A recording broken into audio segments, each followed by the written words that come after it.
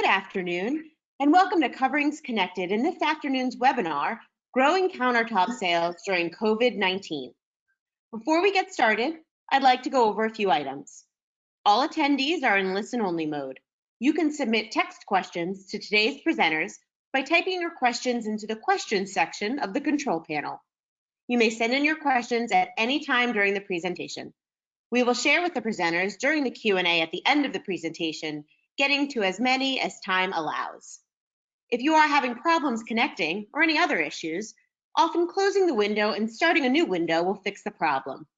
If you are having problems with your computer audio, call the number on your invitation to listen via your phone. The audio pin for this recording is 135# or hashtag, depending on your generation. This session will be recorded and made available on the Coverings site after Coverings Connected. Don't miss all of the other great Coverings Connected opportunities available through coverings.com today through Thursday. I would now like to introduce our presenters, G.K. Naquin, President, Stone Interiors, Geoffrey Gran, owner, the Countertop Factory Midwest, and last but not least, Frank Sciarrino, Chief Operating Officer and Managing Partner, Countertops. Take it away.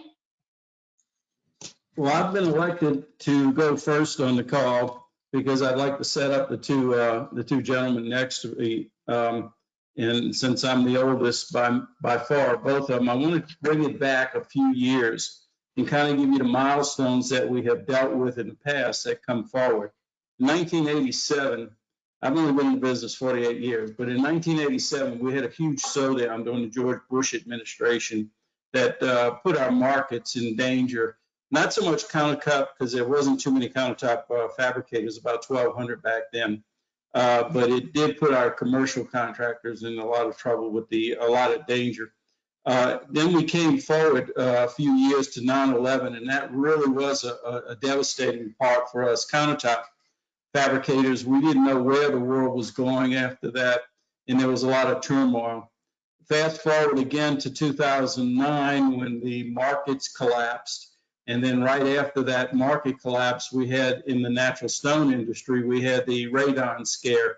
So fabricators have been under a lot of pressure many times in the past, especially in the 2009 era. We lost half the fabricators in the United States during that one period of time.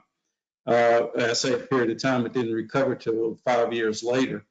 But here we are now after one of, again, our biggest booms up until 2019-20, and we're in a pandemic worldwide.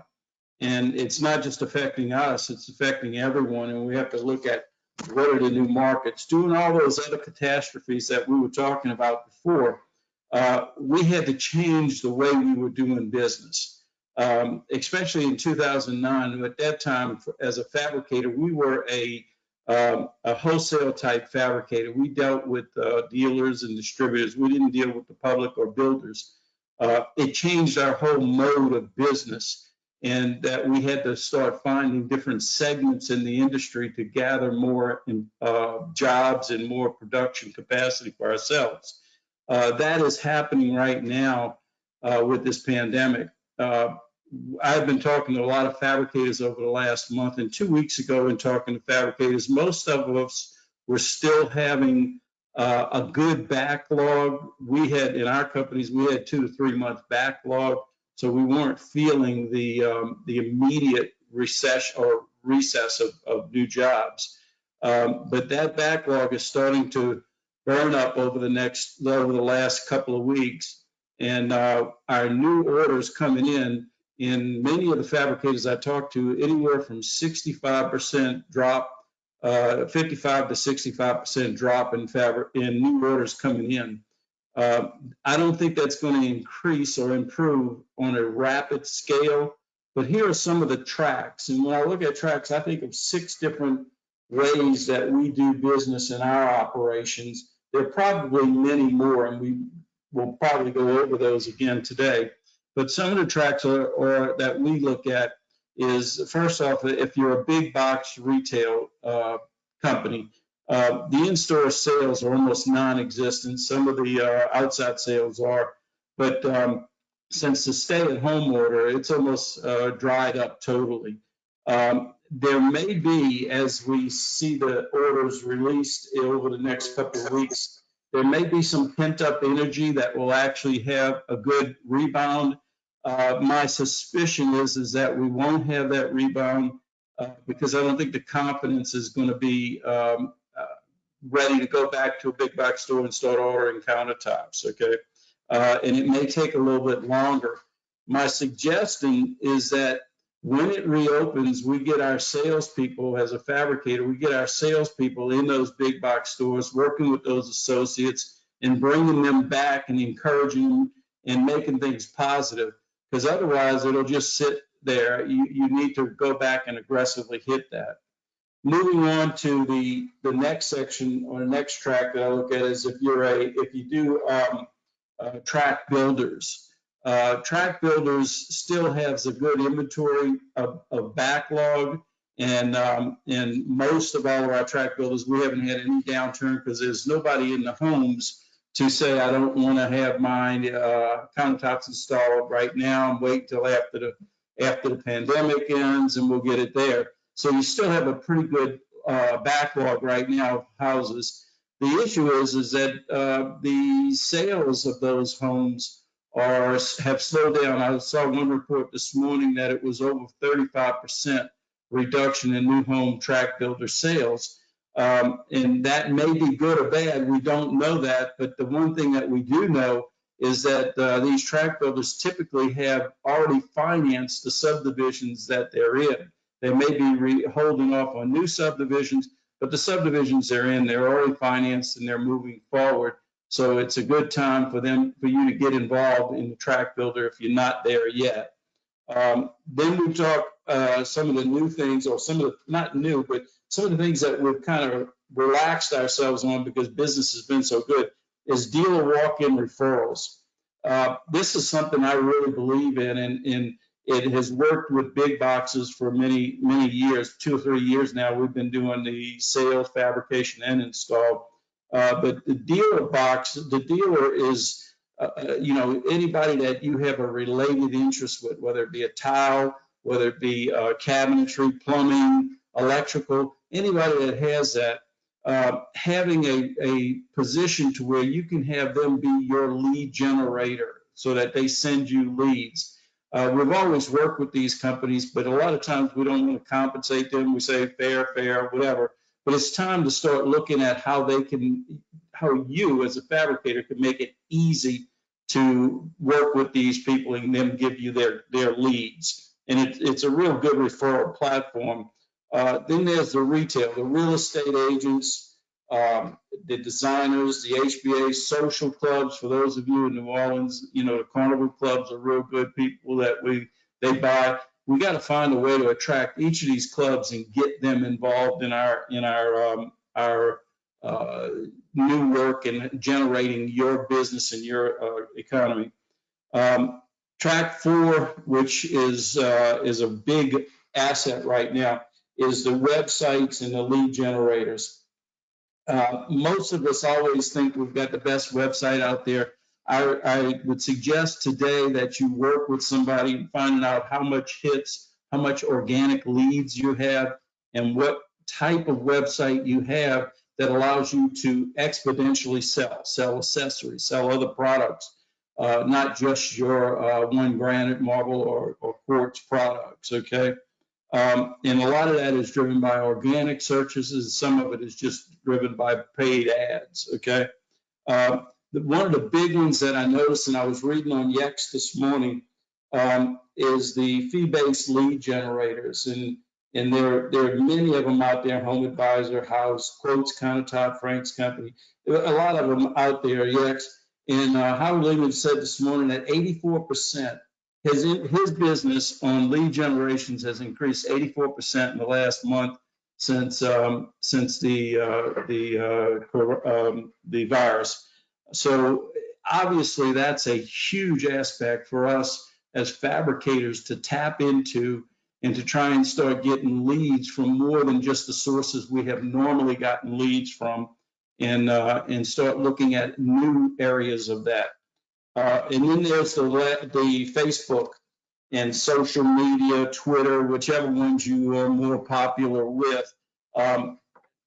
Years ago, someone told me, make sure everybody in your company is on Facebook promoting your company, whether it be your sawyer, who's just, pops a picture with his telephone and says, look at the slab I'm cutting now. And that he puts that on his site, even if he doesn't put it on his site, he puts it on the company site or wherever. It just gets disseminated.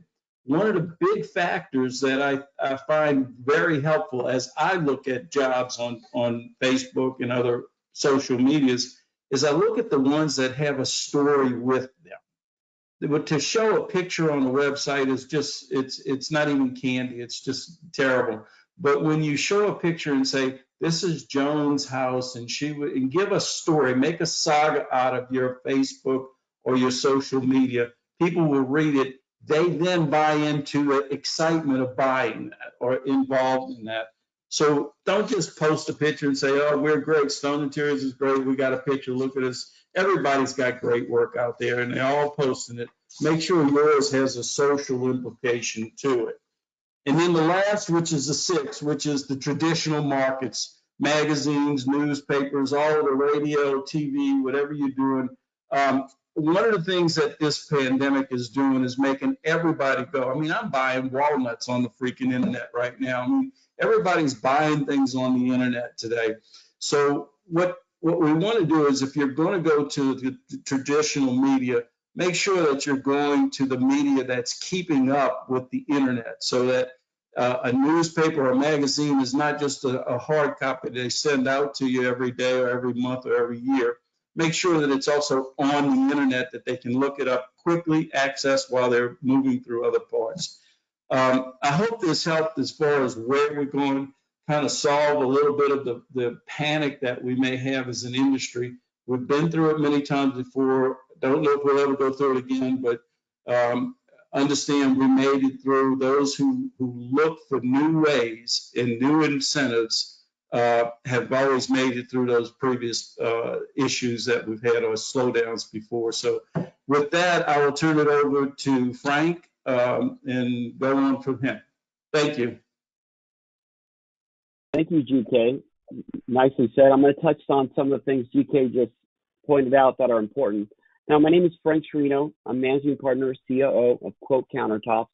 We're a software company specializing in the kitchen and bath industry. But before then, I'd like to say I'm a recovering fabricator. I'm a third-generation stone fabricator. There I am, child number four, with my grandfather here.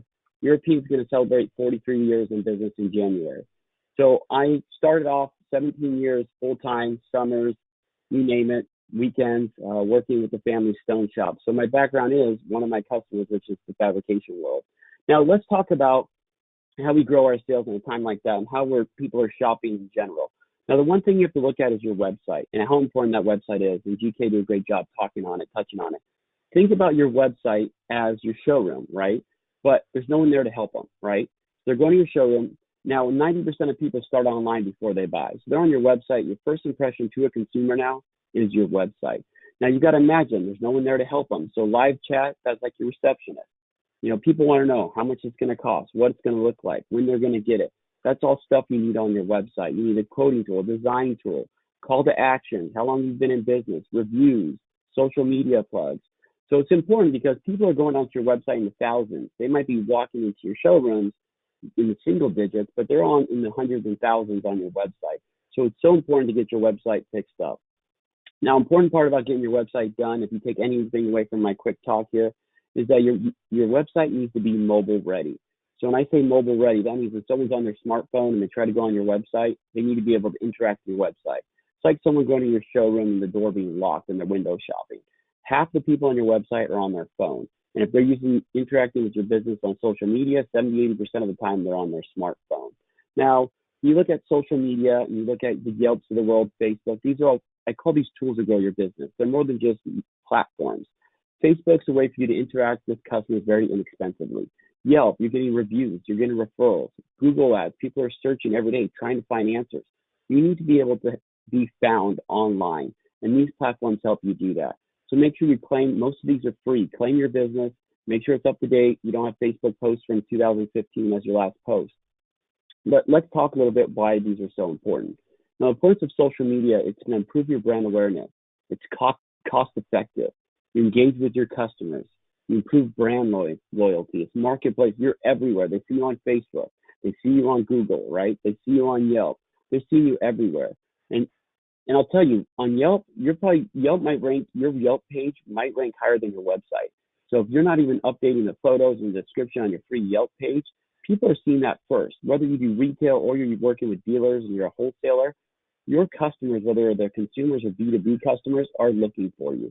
So it's so important to make sure you're doing that. Now, when you're looking at Facebook as a prime example, 48% of Americans have engaged with a company or brand on social media. And the big thing is stores with a social media presence have an average of 32% more sales than stores without one. So this data alone will just show you how important it is to get your Facebook page claimed. This is free stuff, right? And it's very expensive to do Facebook ads and that sort of thing. Now, more tools help you engage consumers, generate leads, right? We need to generate leads. We need to fill our pipeline right now while people are home, husband and wife are home together. Now you got MailChimp, Constant Contact. Most of us don't do email marketing. It's probably the easiest and least expensive thing to use.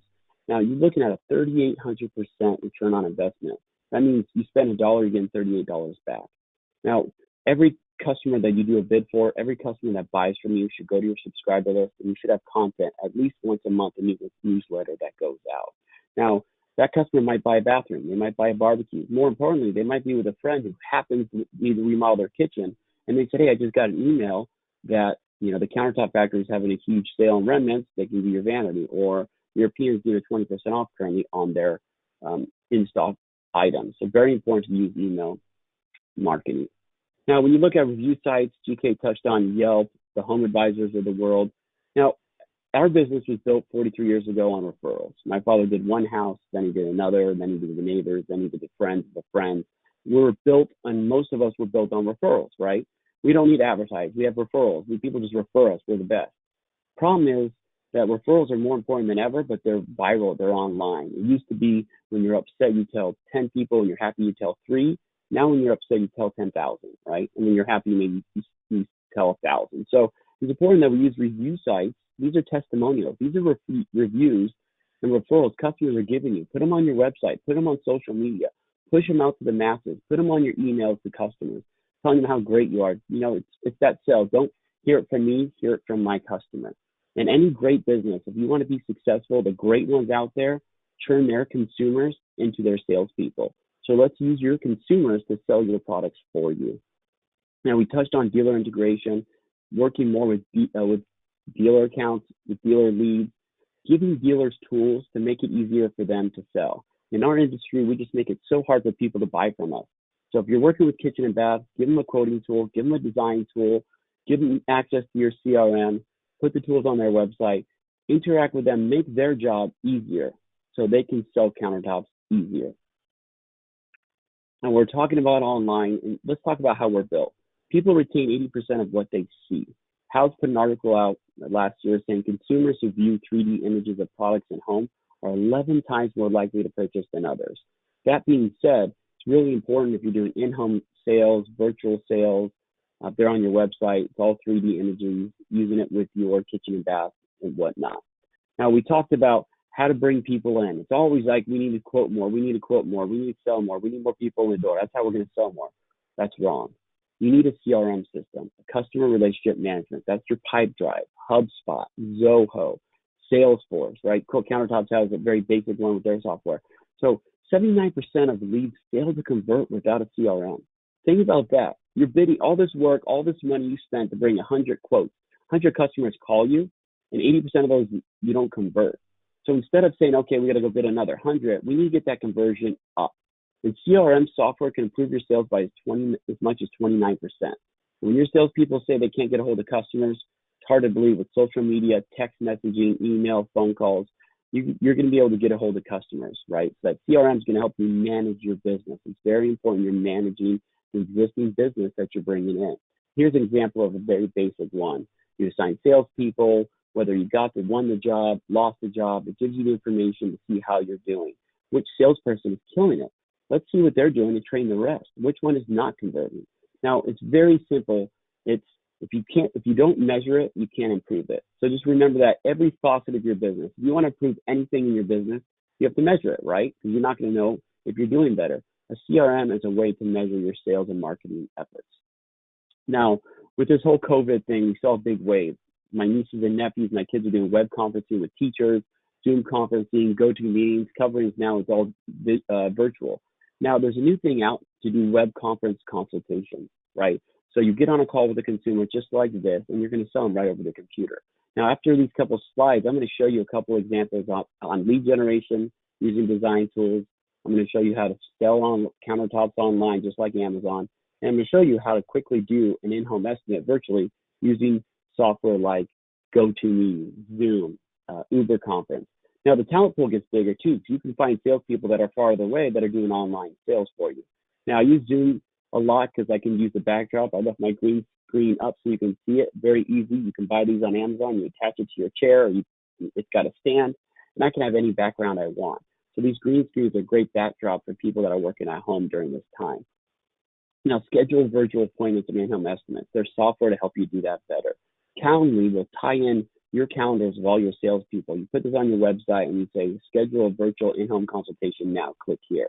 It's tied into their calendars. Customer can pick a day and time, the husband and wife can do the work together, click, and they're ready to go. So it's really important to use software and items like Calendly to actually make the appointment scheduling that much easier. Now, we talked about making it easy for people to buy. We make it so hard for people to buy. We look at digital document signing, right? People don't need to come into the showroom to sign contracts or mail it. You can email, there's e-signature, DocuSign. Quote has a built-in e-signature platform. Most of these software out there, even on your phone now, you can do digital signing. You just hit the pen mark on your phone on a document. You can actually sign the document right there. So even digital document signing is available. And of course, payment gateways. That's your swipe, your PayPal. I get my hair cut, she swipes my credit card on the phone. I go to the farmer's market, they take payment. It's so easy to take payment nowadays. You can have this on your website where people can put deposits down. Let's not make it so difficult for a consumer to buy from us. You need to increase sales and you make it easy for a customer to put the card out and swipe it and put that deposit to hold down their price. Now, this is a quick case study we did, and I want to just have it up here that just shows everyone out there online shopping is real. Customers are online looking at quoting countertops all day long. By letting them shop online, you're going to increase your average ticket. This customer did it by 30%. They did $4.4 million in countertop sales off an online countertop quoting tool. This is one of our customers that had our tool up on his website and did $4 million in sales off the website. So people are ready to shop online. They're ready to get the answers they need. So you're looking at a closing rate of close to 32%.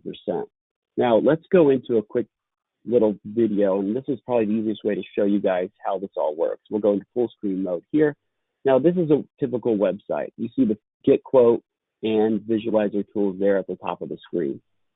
Now, a customer will be on your website, that's where they see you first, and you want lead capture tools, schedule an in-home estimate, right? Design your dream kitchen. Now, you get an instant quote, share on Facebook. When they get into the design tool, and this is quotes as an example, you want a little tagline, get quote buttons. You want to get into people, you want to engage consumers, right? You want to keep them on the site longer. People retain 80% of what they see. So you need lead capture tools that are engagement pieces. Let them to design. I know you don't offer faucets, maybe you don't offer refrigerators, but you need them to be able to get as close as they can to their kitchen. Let them start making the buying process. Let's set expectations early on.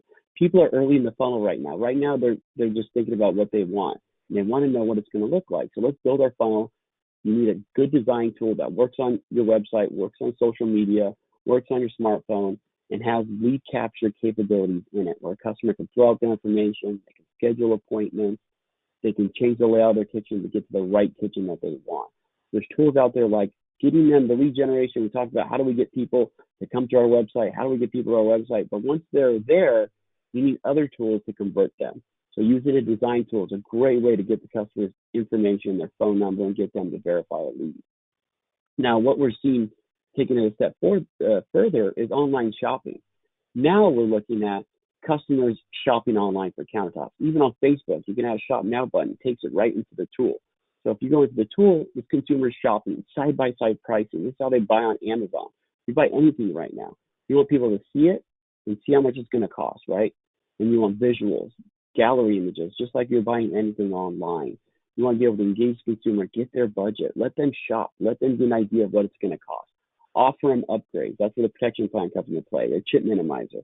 Geoffrey's going to close this out on great ways to increase the average ticket by making sure you're selling countertops the way everyone else sells it, right? Adding the upgrades, just like when you buy your phone, adding the case. You want to add the protection plan, chip minimizer, countertop removal, plumbing disconnect. So what we're doing is we're letting the consumer online look at different products and get a price. Now, it's going to be important that they know how to figure out their square footage. So you need tools to help a customer get through that hurdle. Now, a lot of our customers already know their square footage. There's resources like YouTube, or they go into a box store, or their cabinet guide gave them the dimensions already. But if they don't, there's tools that they can just jump right in and lay out their kitchen. I'll go a little bit more in depth on the in-home estimate version of the software here. But what you're seeing is a way for a consumer from their smartphone, from their Facebook page, building their dream kitchen. They're going to put how many square feet their countertop is, and they're just going to go through the selection. We're going to pick an edge detail, right? We're going to look at the description. Everybody's square edge right now. We're showing people what that countertop's going to look like with that cabinet. We're showing them the basic steps to get them in the door to let them buy it. Expedited delivery. It's like Amazon Prime. We can install this in 3 days instead of 7. Pay us this much more. But the customer was able to go online and get a quote. Customers are savvy. They are ready to shop. Now, when we get here, what do we do next? We ask for the deposit, right? We got them. What would we do if they walked into our showroom? We'd ask them for a deposit.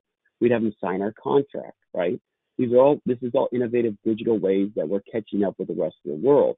We have millions of dollars in machinery, robot arms, water jets in our shop, but at the front end of our business, we make it way too hard for a customer to shop. Now, what I want to jump into now is the in-home estimate. So when you do an in-home estimate virtually like this on a web conference, first thing I like to do is get the customer's design done first. Ask them what color cabinets they have, the shape of their kitchen. Let's get the design part first, right? So they can start envisioning what their kitchen's going to look like. Now, once we get the design part and we figured out what they want the kitchen to look like, get the floor as close as we can, we're going to take them step by step through the buying process online. This is virtual, right? You can do this with any software. Share your screen using Zoom or GoToMeeting and take them through the process, right? So you're going to filter. Now, ma'am, do you want granite? Do you want quartz? Are you looking for quartz sites? Have you done any research on which one's better, granite or quartz, right? Advantages, disadvantages. Okay, you want quartz. This color's got the blue shade that matches the cabinets, the gray. This is what the slab looks like. This is what it looks like with open windows. If you have a lot of windows, a lot of lights coming into the kitchen. So it just makes it that much easier to shop, right? You're going through this process with a husband and wife over the phone. And every point you want to upgrade them, every step. They might say no, but offer it. You need a protection plan, right? You need faucets, you need sinks, you need countertop removal. Now, the most important part about this interactive call is the customer needs to know their square footage. So you can have them walk in their kitchen, draw it, take a picture of it on a piece of paper, or you just use a tool like this and it's visual. All right, Mr. Smith, it's an L shape. See this right here? I need to know what this back wall dimension is. I need to know what this back wall dimension is. Walk into the kitchen, measure here and here, and come back here. We'll do it together. Now, you said you want a 6-inch splash. Where are the walls going to go? Okay, we'll put them here and here. Edge detail. Where are we going on edge? You want edge here, here, here. This is all the open edges. Now, this is a small little L shape. Is there an island in your kitchen? Okay, here's the island. Do you need an overhang? Do you want us to install the corbels? Do you need steel supports? What is the dimension of the island? I just need length and width. So you're just asking them over the phone very easily, easy question, basic questions. Don't complicate it. It's very easy and you can actually show them. This is what I need, this dimension, this wall. And customers are savvy, like I said, they'll figure it out. So you'll add the backslash and you go step by step through the buying journey, just like they're inside your showroom or you enter their home. Think about how many more customers you can quote if you're doing in-home sales compared to this. And if you offer sinks, this is a great time to offer things, right? Your salespeople aren't going to miss a beat when you use software. They have every step of the way. Did they offer the sink? Did they offer the faucet? Did they offer the protection plan? Did you get them on undermount sink cutout? Did you make sure they didn't need countertop removal? So it's nice to go step by step through this process of selling in the home, but virtually you'll do 8 of these in a day instead of 3 or 4. You'll get the husband and wife. You'll get it on Saturday, Sunday, nights, weekends. And the most important part about this whole process for the in-home web consultation is taking payment at the end. getting the deposit, getting that signature, getting that contract signed, whether you email a DocuSign over, however you may do it, take a credit card over the phone, just give me the number, I'll write it down. Get the contract signed. With Zoom, you can do a screen share and you can take over a screen. So they can actually take control of your screen and sign this contract. Or they could drive this the whole time. You can take control of their computer, request for access, and go through this process on their computer. So when they get to the digital contract, they can sign from their computer. So there's tools like this to help you grow sales during this tough time. Everyone's online. More people are online than ever before. So we want to generate as many people to let them find us online, social media, on the website. When they find us, we need tools that engage the consumers, get their information, and sell them, right? Either we're going to get a quote, we're going to get them to checkout, we're going to get their name, email, phone number to schedule a virtual appointment. And then once we bring in those leads in, we got to manage those leads through a CRM system. So it's really important that we're looking at big picture of things, measuring what works. It's a great time to work on our business. As fabricators, it's always difficult to plan things out and look into the future. But right now, with things settling down, let's fix the foundation of our business. Let's work on things that we come out of this better than where we started.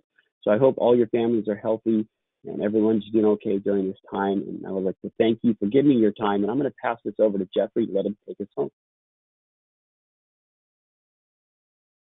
Thanks, Frank. I All right. appreciate it. You're welcome.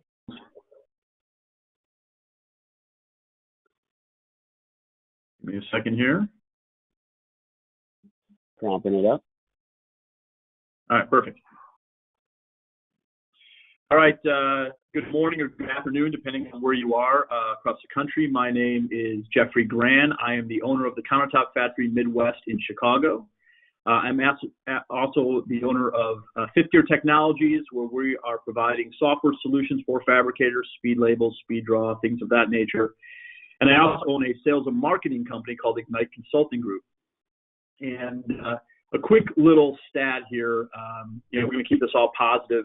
But pre-COVID-19 unemployment rates were right around 3.5%, which is an all-time low. And unemployment rates are expected to hit around 16% through the month of April, maybe close to 20 million people. And so what does that mean? What that means is there's going to be people with less expendable income.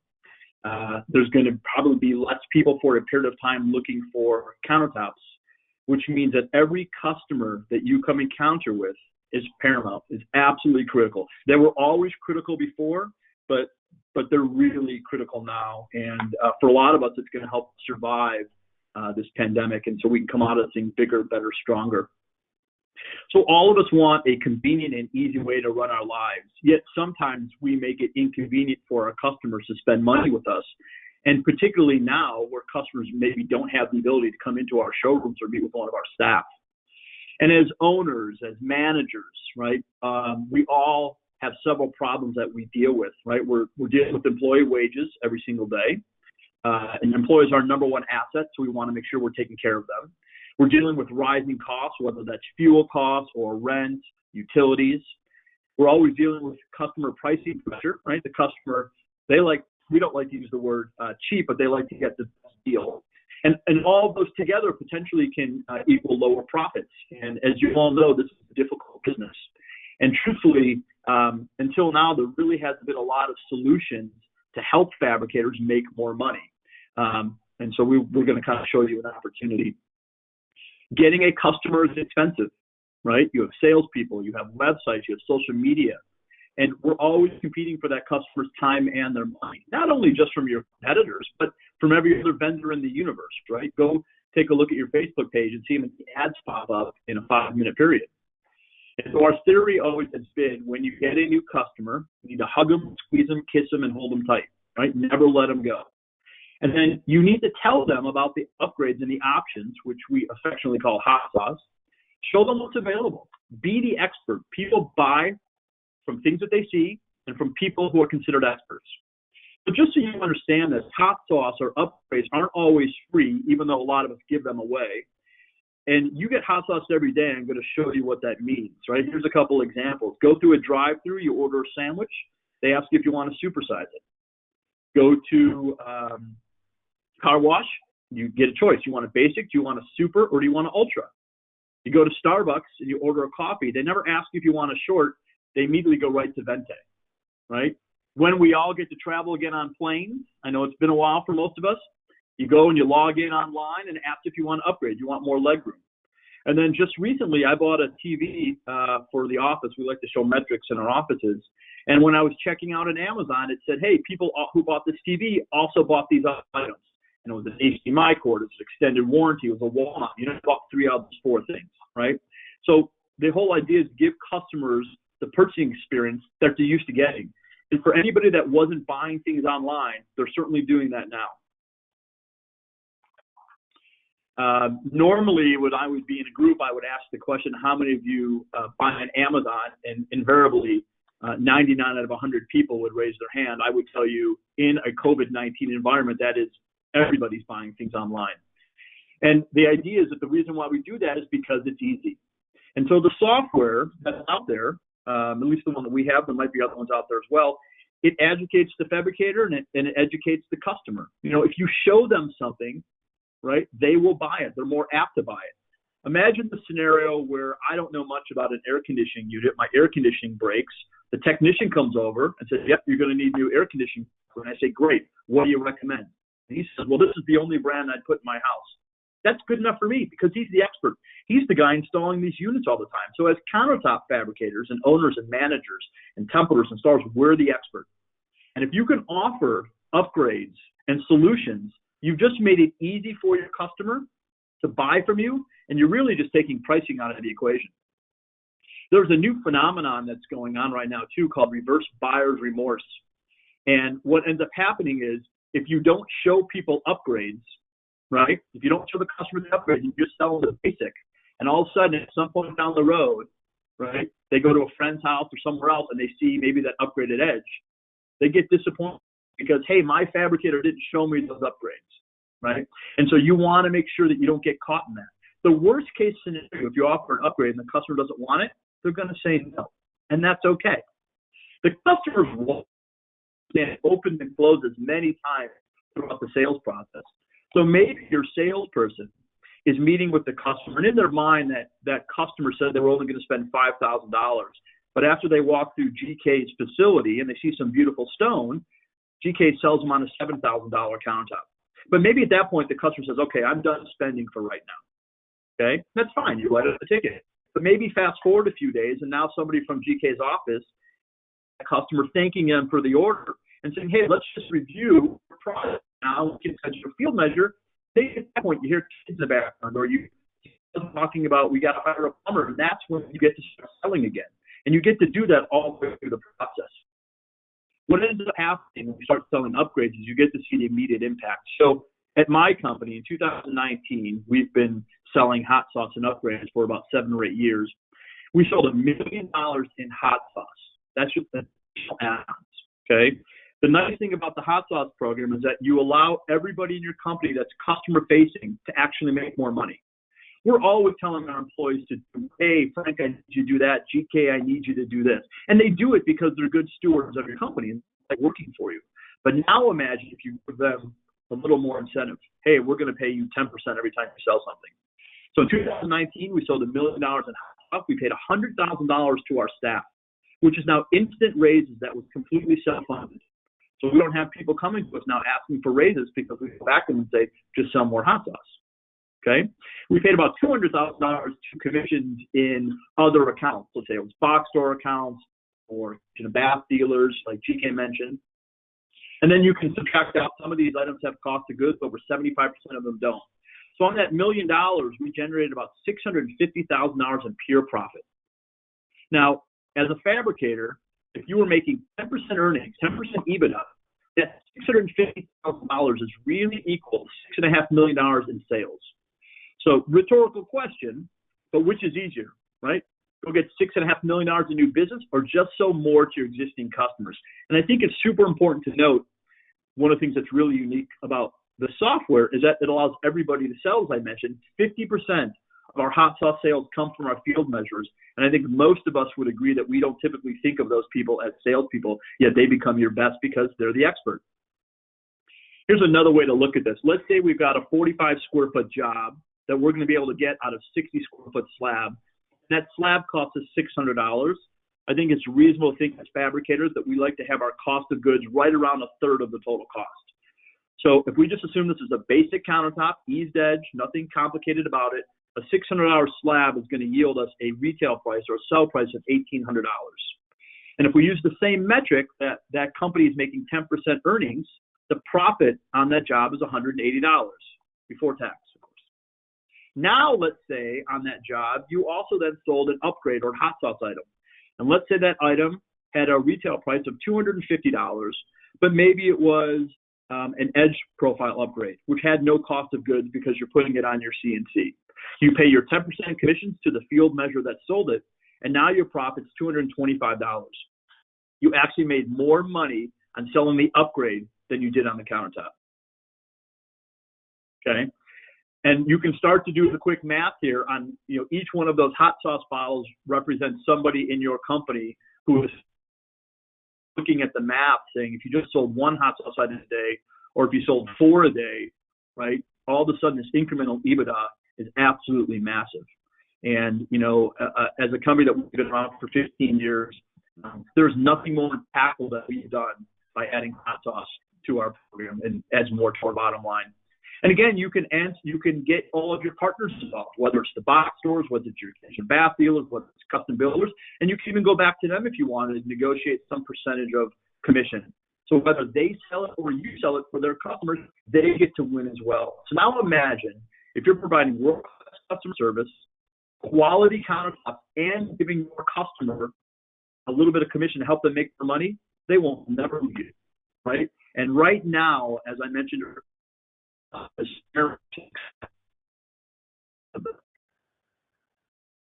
anytime as owners and managers we try to implement something in our business, what gets inspected gets respected.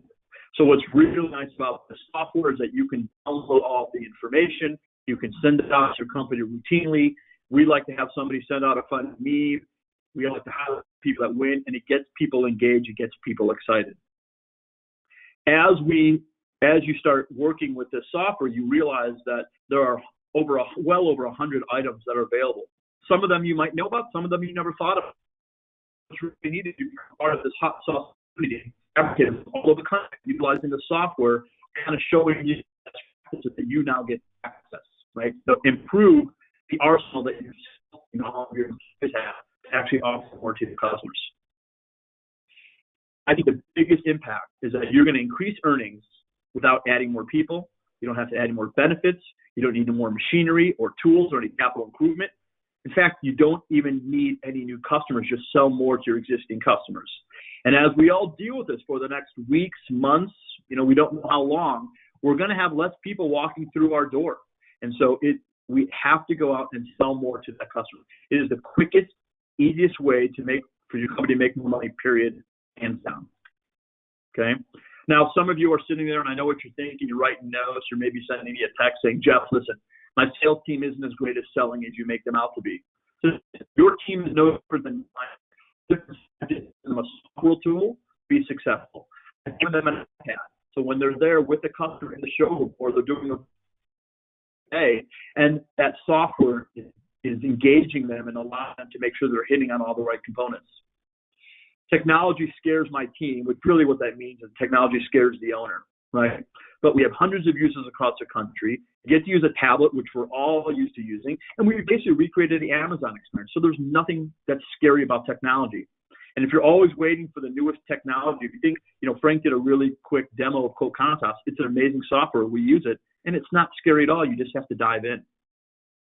And historically, when we're busy, we talk about what time to introduce the right now, looking at an eternal optimist that in this COVID-19 era, most of us are slower. It should be allowing you to take a look at your current best practices, seeing opportunities to improve. So everybody should have 30 to 60 minutes to be able to go learn some new software that's going to add them to the product, make them stronger. What software works? Again, we recreated the Amazon experience on the side, all the different offerings that you want to show. You get to pick and choose those. There's the content and the pictures that's already provided for you. So this is plug and play. All you do is provide the account, the pricing, and things shopping. I know this is difficult to see, but things get put in the shopping cart throughout the process. If you have 4 or 5 different people touching that customer throughout the life of a project, it shows you every time somebody's gone in and added something, so you're not trying to duplicate selling. Customer actually authorizes and signs on the website or on the software. Automatic email goes through. You can, at that point, use whatever method you want to collect the payments. A lot of us that use maybe box stores or with builders, it goes a different route for collection.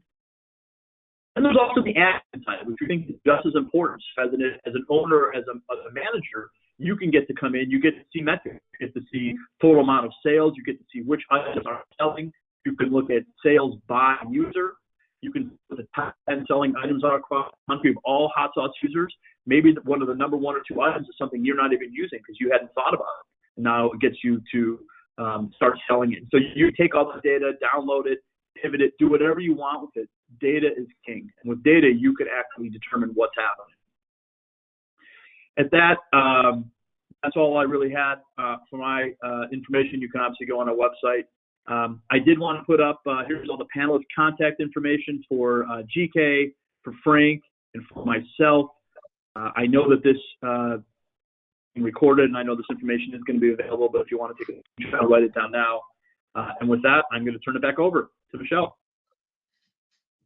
Great, thank you all so much. We're going to begin answering some questions that were submitted during today's presentation. As a reminder, you can still submit questions through the questions section in your attendee control panel. We have a very special guest, Aaron Danke of the Natural Stone Institute, who will be leading the Q&A. So Aaron, go ahead and start those questions. Thank you, and I want to thank GK, Frank, and Geoffrey. You did a great job and a great discussion. A number of great questions have already come in. GK, one that really states right off from where you started, you stated that you work with cabinet companies and other vendors for lead generation.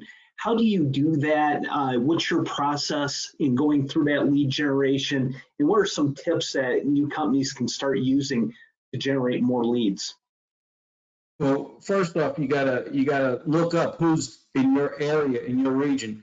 Everything you want to do wants to be local. You want to try and get as close to your facility and as close to your team as possible. We have all 3 of our locations have outside salespeople, and they're tasked to set up new distributors and dealers, and always have been.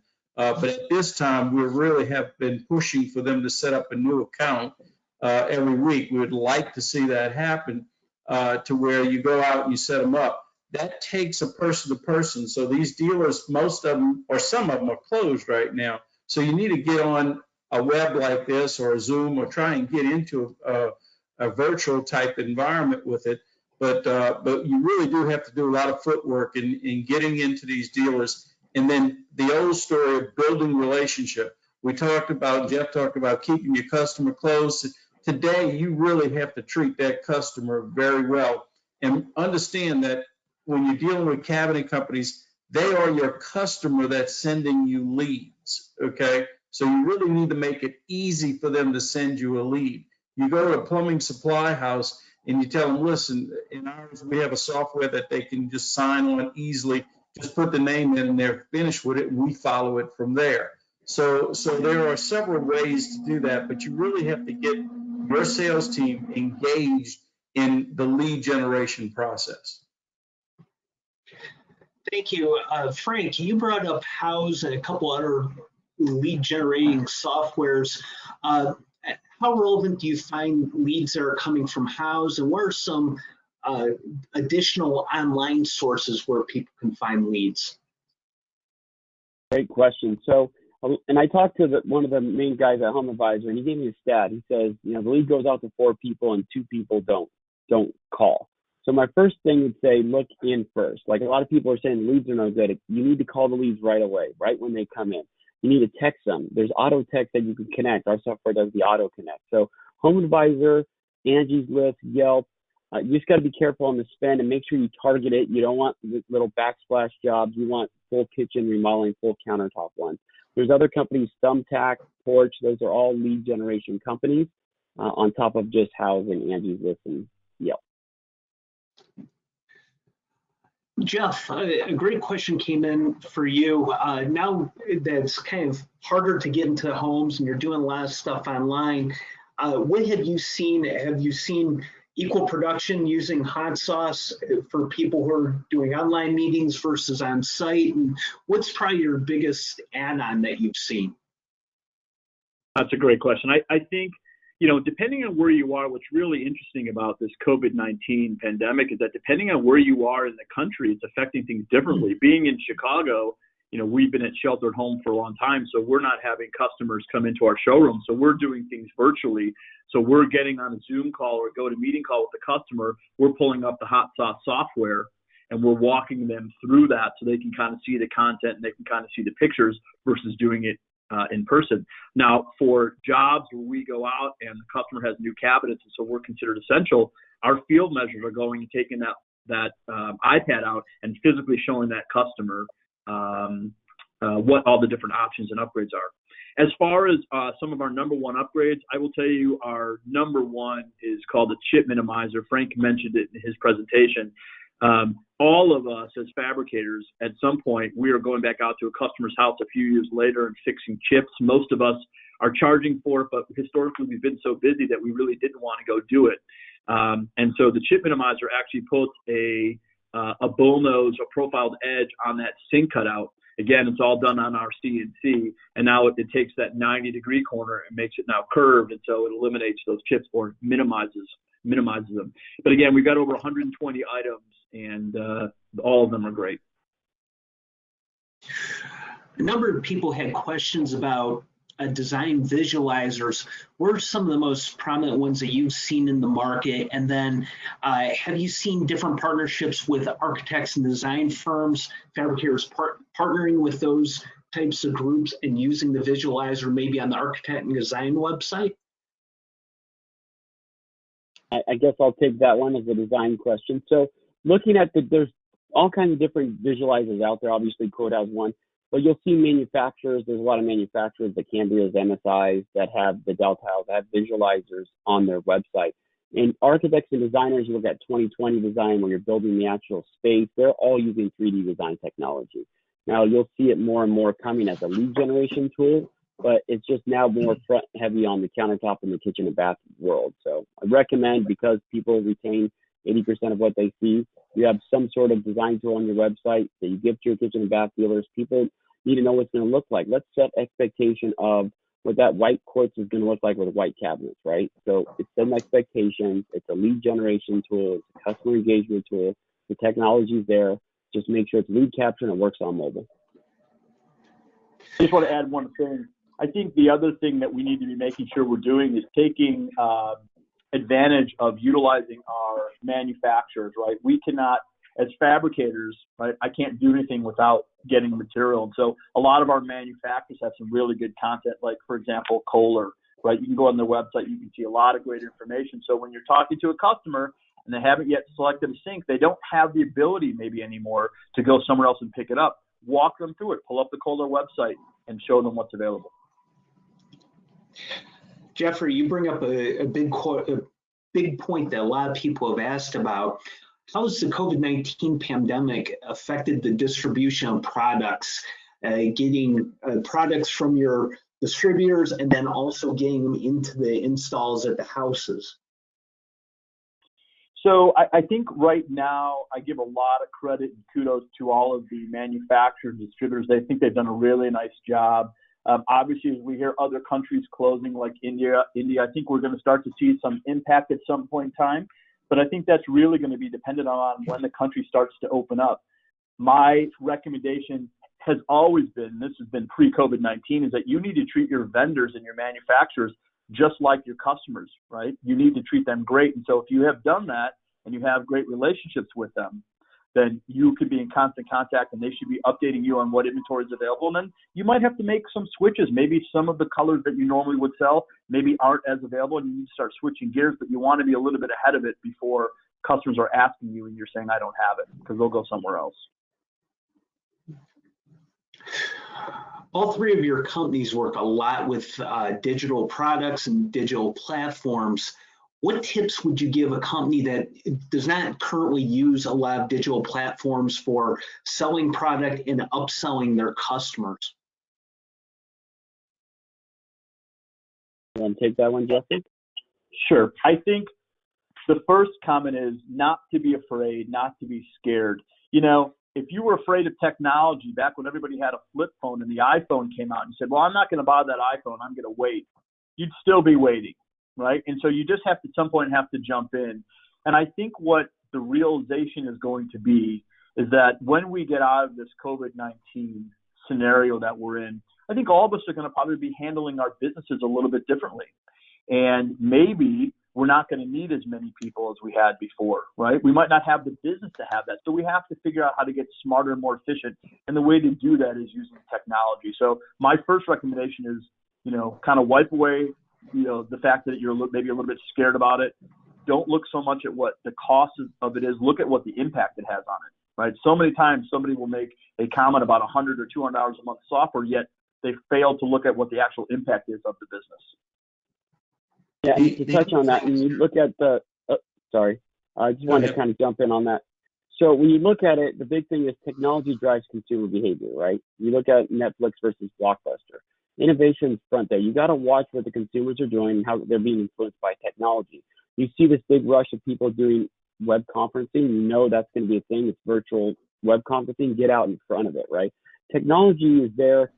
It's not just to get it. You got to get your website. You got to get traffic. You got to get sales. I mean, there's all these different outlets you have to look at. But the one thing you need to do is stay out in front, see what innovations are there. Look at it like your shop. Are you tired of doing things manually? You got the better machine for the shop. It's like innovation is the same thing in the front end of your business. From a CRM to a website to Google Ads to a marketing company, the resources are there. Just don't wait. The issue with smaller companies has always been that they've not gone digitally or had a lot of technology because they didn't need to. They were doing, 3 to 5 kitchens a week. They didn't really need to do much more than that, and they kept their company small. That is changing, especially now. It changed in 2009 quite a bit, and it's changing even more now, and I think it'll change dramatically through this pandemic. We need to have those companies, as you both have said, pick up, not be afraid of digital and technology, but still, this is the time for them to do it because they are in a slowdown. Those owners out there, and I talk to them all the time in my workshops, that are afraid to do something. Not that they're afraid, they're just not accustomed to doing it. They're accustomed to running a very small shop.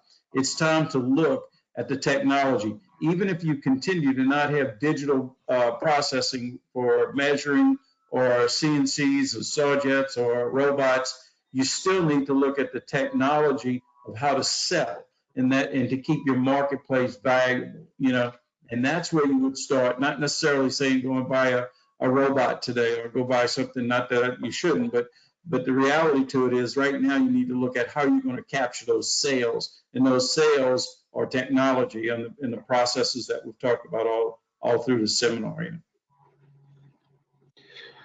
A great question came in about products and how products look online versus in person. How would you compensate or sell a product like a natural stone slab that might look different in person when you're actually on site versus what you find online? Great question. And what you'll see is just like if you went into the home and showed them a 4x4 sample, on natural stone, they're going to have to do a slab approval before they can cut it. Or they'll do a slabsmith, a digital layout that they send to the customer before cutting. So it's early on. If you go into a box store, Home Depot is the biggest seller of countertop one company in the whole U.S. People are walking in buying granite and quartz off a sample on the wall. So it's no different online than in the stores. You're still going to go see the slab before it's cut. So I wouldn't worry too much about it. And you can always put disclaimers. This product is not final due to monitor resolution may differ at final. Do a slab for approval, and you have disclaimers that kind of cover you. And for many of us, one of the items that we sell, that we've always sold, is we use Slabsmith. And so while we do a Slabsmith internally for our customers, if a customer doesn't have time to come look at the material, or maybe in this environment, they don't have the ability to go out, we will do a Slabsmith image for them. But of course, we charge for it, right? We consider that to be a hot sauce item. The other thing is that we've always had that issue. That's nothing new in our industry. Even when you show a customer a slab, they get in their house and it's in a horizontal instead of a vertical when you show it, and you have a problem. So it's really not any different. In all of the sales that we do in our companies, I think we only get about 20 to 25% that actually come view the slab before installing. We send them emails, we send them photos, we send them all the things so that they can visualize the slab. We also have a visualizer and can lay it out for a charge. Let's make sure we don't give that away, guys. But you know, you have that issue all the time, no matter what. You know? This question was directed at Frank, but I think everybody on the panel can add into this question. How do you compensate vendors for referring you customers? Is it by check, or are there other opportunities or other compensation that you could provide that would be equally helpful to that vendor? Great question. I know GK does it. He pays by lead. Sometimes when you're doing referrals, if it's a kitchen and bath, they put their margin. They'll get a 10% kickback on the job, or you'll get a referral. Some people give out gift cards for the lead, $100 gift cards. So the compensation is just a negotiation you're going to do with that team. Remember, you don't have the expense of a salesperson. You're not taking the cost of acquisition of acquiring that customer. So you should compensate that kitchen and bath for bringing you a customer as the acquisition cost, right? So you'll negotiate whether you do a percentage, 10%, 5%, whatever you negotiate with them, or by lead. GK, how are you guys currently doing your compensation with your dealer network? We do it in all three of those ways. Some of them we give them a gift card because they're not allowed to take any compensation for a particular, maybe not an associate at a big box, but at a dealer they'll just get a gift card for a store or a restaurant or whatever. The other thing we do, we've done the 10% rule for some of the bigger companies, and then they get the 10% and distribute it to their associates who may have sold that product. And then there's just the actual lead generator, where if we get a lead and we get an order, we give you $50 or whatever type thing to that effect. So it really goes in many different ways to that third party. You know, internally, our staff gets their commissions on those leads as they process them. But externally, from the leads from outside, we give them either a spiff or a percentage or a card, you know. We do all those. We add one more component. If we have a kitchen and bath dealer or remodeler, we also give them the opportunity to get a credit. And what that does, and maybe that credit's a little bit bigger than what the commission number would have been. So maybe if we paid them 10% commission, but maybe we give them a 15% credit, the nice thing is they're guaranteed to continue to come back because now they're building up a credit, and at some point they're going to have to use that. Geoffrey, a question came in for you with the hot sauce selling. Do you currently work with designers, and how has your partnership been with them in the past? Yeah, we absolutely do work with designers. We equal opportunity sellers. So what's really nice, and I think what's difficult for designers, even those small remodelers and custom builders, is that they historically don't have a showroom. And so now we've given them the opportunity that now the designers working with the customer. Maybe they've gone online, maybe they've used Quote Countertops to look at the material, and now that designer, either through through an iPad or even via the website, can go through and show the customers all of those different upgrades. And then now that designer gets to make more money. If you go back to that slide where I showed you how the fabricator makes $180 on that $1,800 sale, but made $225, on the upgrade. So it works for everybody. It allows everybody to make more money, and that customer wants to buy from you. So you're helping them complete the project. Hi, Aaron. I think we're going to have to wrap it up. We are over time, unfortunately. Okay. Well, I want to thank GK, Frank, and Geoffrey for a great discussion. Before we wrap it up, do you have any last parting words? Well, of course I do. Yes, thank you to GK, Geoffrey, and Frank, our wonderful presenters. Thank you to you, Aaron, for fielding those questions. We will be forwarding the question log to the presenters to answer, and you can always email them directly at the email addresses on the screen. We want to thank you all for attending Coverings Connected. Once you leave today's webinar, you will receive a survey on the presentation. We promise it's short, and we would appreciate it if you would complete it and provide your feedback. Coverings 2021 will take place on April 13th through 16th back in Orlando, Florida. So look for information on that in the coming months. On behalf of Coverings Connected and our great presenters, thank you so much for joining today. We hope to see you back. Stay safe and healthy. Thank you. Be good.